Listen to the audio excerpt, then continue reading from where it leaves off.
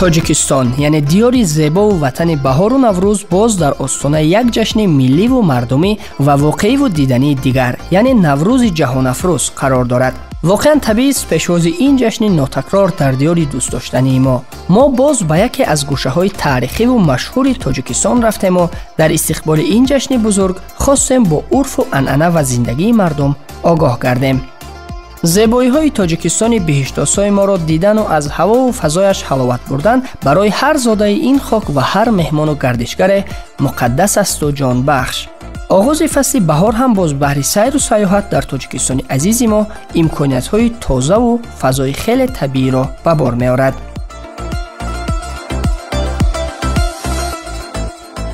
дуруд мегӯем ба онҳое ки гӯш ба садои радиои тоҷикистон доранд. мо барои омода намудани барномаи навбатии радиосаёҳат ба яке аз деҳаҳои зебову таърихии ҳудуди шаҳри турсунзода қаратоғи бостонӣ рафтем. дар соли 1924 яке аз пойтахтҳои эҳтимолии ҷумҳурии автономии шӯравии социалистии тоҷикистон дар баробари деҳаи душанбе маҳз қаратоғ буд. қаратоғи бостонӣ дар шаҳри турсунзода ҷойгир буда дар ҳудуди 47 километри соҳили дарё ҷойгир аст. мардумшинос ва муҳаққиқи маҳаллӣ рӯҳулло ҷурабоев мегӯяд ҳанӯз соли 1511 заҳируддини муҳаммадбобур арбоби давлатии воқеънигор ва шоир бо корвони шутурҳояш тавассути дараи қаратоғ гузашта ба масчоҳ сафар кардааст ва дар харитаи сафараш номи дарёро Камруд ёдовар шудааст. аз ин сабаб дар таърих номи дарёи қаратоғ Камруд сабт шудааст. гузашта аз ин номи дилхоҳ минтақа таваҷҷӯҳи ҳар сайёҳро ба худ ҷалб менамояд. номи қаратоғ низ дорои маънои хос аст. қаратоғ аз ибораи қария яъне шаҳри хурд ва тоқ яъне ягона гирифта шудааст. дараи қаратоғ сарфи назар аз он ки замоне аз шаҳрҳои бузурги тоҷикнишин ва баъд бухорои шарқӣ буд, бо зиёдшавии аҳолӣ ва имконоту ҷойгиршавии ҷуғрофӣ ҳоло тобеи шаҳри турсунзода мебошад.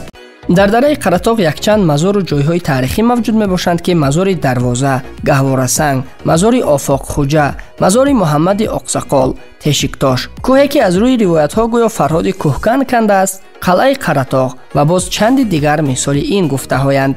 мо ба ҳар яки ин мавзеъҳои болозик рафта худ шоҳид гаштем ки онҳо чӣ шакл доранду дар кадом вазъ ҳастанд. бештар аз ҳама моро мавзеи тешиктош ба худ ҷалб намуд. ҷолибияташ дар он аст ки аз он инсон бемониа гузашта метавонад ва ба ҷониби дигари кӯҳ мерасад.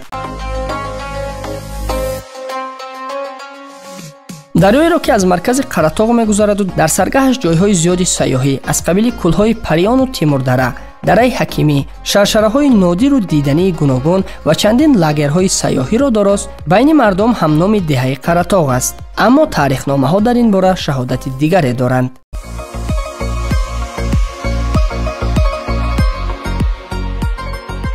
шоир, нависанда, олим, сиёсатмадор, марди бузурги фарҳангу адаб Мирзо Турсунзода дар гузари чармгарони ана ҳамин деҳаи қаратоғ дида ба дунёи ҳастӣ кушудааст. моҳи майи соли 1911 дар хонадони Турсунмуроди ҳунарманду фарҳангдӯст писар ба дунё омаду тифли навзодро бо умеди он ки соҳибқалам гардад Мирзо ном ниҳоданд. яъне гузарҳои хушҳавои деҳаи қаратоғ ҳамзамон фарзандони бузургеро парвардааст ки шӯҳрати ҷаҳонӣ доранд. воқеан ҷамоати деҳоти қаратоғ дорои илму фарҳанги мукаммале аст.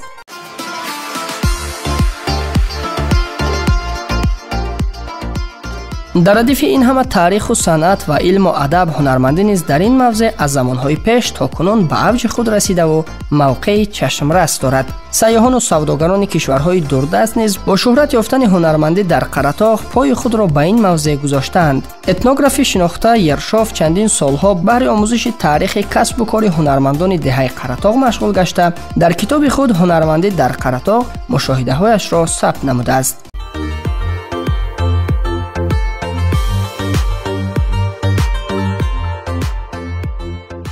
хоки мардхезу инсонпарвари қаратоғ на якуду балки даҳҳову садҳо фарзандони фарзонаро ба миллати тоҷик тақдим намудааст. мардуми хушнамову хушгӯи ин мавзеъ сабаб гаштанд садҳо шоирону сарояндагон дар васфашон суханҳои зебову нотакрор гӯянд. дар васфи дилбарони нози қаратоғе ки аз қадимулайём шӯҳрат доштанд, Эркин Одинаев суруди халқиеро хеле муассир сароидааст.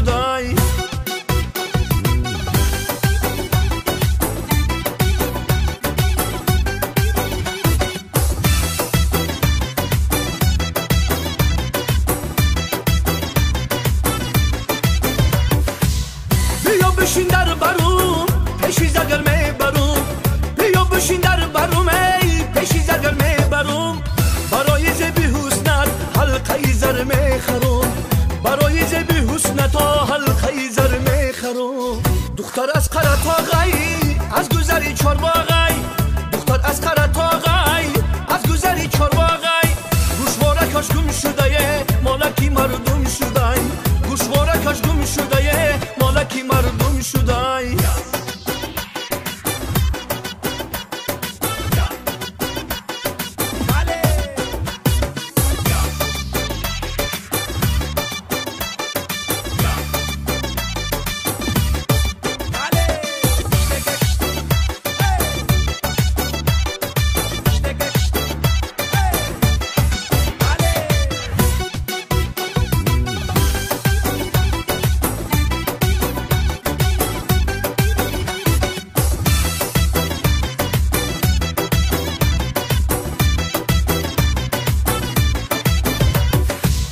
گوشواره در گوش کردی مرا فراموش کردی گوشواره در گوش کردی ای مرا فراموش کردی دختری قرطاغیه مرا تو بهوش کردی دختری قرطاغیه مرا تو بهوش کردی دختر از قرطاغی از گذری چارباغی دختر از قرطاغی از گذری چارباغی گوشواره کاش گم شده مالکی مردم شده گوشواره کاش گم شده مالکی مردم شده دختر از قرطاغی از گذری چارباغی دختر از قرطاغی از گذری چارباغی گوشواره کاش گم شده مالکی مردم شده گوشواره کاش گم شده مالکی مردم شده